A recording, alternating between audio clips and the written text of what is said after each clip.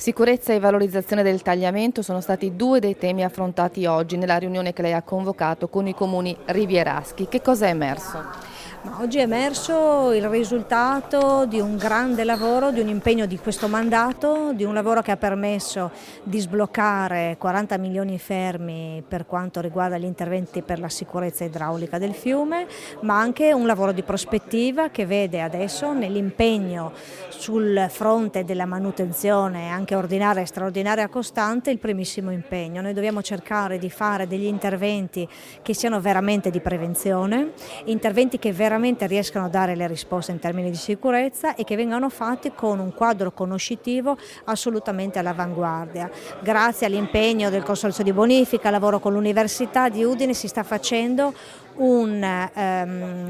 lavoro conoscitivo veramente che ha negli aspetti proprio